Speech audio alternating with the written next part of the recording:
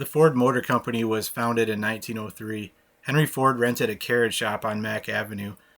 He quickly outgrew this building and started construction on the Piquette Avenue plant in May of 1904, and amazingly moved into this building in October of 1904. After building most of the alphabet cars here, this is the building where Henry Ford took a select group of guys and developed the Model T in a secret room they walled off on the third floor. Selling the Model T like pancakes, he quickly outgrew this building, so he was only in this building for 6 years. All the heavy machinery was put on the first floor so it didn't compromise the structures of the wooden second and third floor. And unfortunately, the first floor is off limits to tour, whether it's self-guided or with a tour guide. Parts made on this floor, as well as other vendors, were brought up to the second floor and third floor for assembly. The final car on the third floor was brought back down by the freight elevators to deliver to the dealerships. Henry Ford took his 1908 prototype Model T up to the UP on a durability tour to test its ruggedness and prove his design. And there's a photograph of him parked outside of one of these doors, sitting in that prototype car. And I really wanted to walk up and stand in the exact spot of the photographer to kind of recreate the photo, just stand in the exact spot. But there's a new fence up for parking for the residential project that they're doing next door. And what a bummer, but looking through the fence, this is as close as I could get. Some of the features of the building are hard to tell what's original to the Ford Motor Company. After 1910, when he moved into Highland Park, Studebaker bought the building in 1911 and used it for automobile assembly until 1933. After Studebaker, the building was used by 3M and a uniform supply company. I'm not really sure which business this sign pertains to, but it's definitely not new. When you get to the second floor, there's this time clock, and it's not the time clock that they use, but it's the exact model of time clock they use to punch in and out.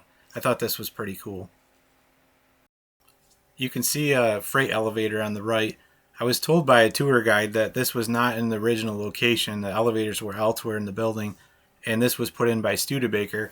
I read a conflicting report that this was actually a Ford elevator and modified by Studebaker.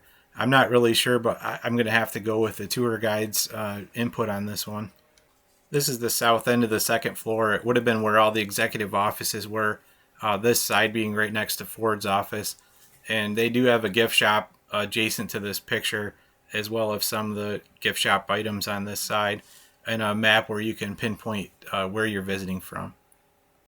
This is Edward Huff's office, directly across from Ford's office, where he developed the Magneto. I would imagine Ford spent a lot of time peering into this room. They have a really neat display on the table that shows you just how it works. This is the only known photograph of Henry Ford in the Piquette Avenue plant, and these guys did an incredible job recreating this room. You can look at the photo and look at the things on the wall, even the angle of the pen on the desk, and what an incredible job they did putting this together. It's interesting to note the cot in the room. Ford worked really long hours being obsessive with details and couldn't just punch out and go home, so he often slept here in the office. Starting with just 12 investors to becoming the world's wealthiest man, it boggles my mind that he didn't start the Ford Motor Company until he was 40 years old. In the last 3 years of his life, due to some health problems and strokes, he was pretty much inactive. If you read about all the things the man accomplished, it's really hard to believe he did all this in 40 years. And just how successful the Model T was to build this fortune. Outside of Ford's office sits a 1909 Model T, the first year of production for the car.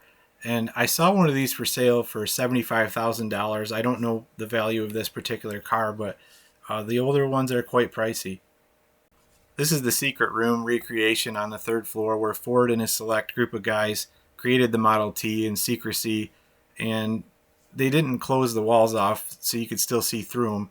And nothing in this room is original, but they had a pretty good idea what was in here, and there was holes in the ceiling and floor where they kind of knew the location of some of the things, but It's pretty neat. There's a rocking chair where Ford would sit and do his thinking and watching his men work. Just an interesting little area of history. I'm going to let the rest of the clips just play out. I hope you enjoy the pictures I took, and thank you for watching.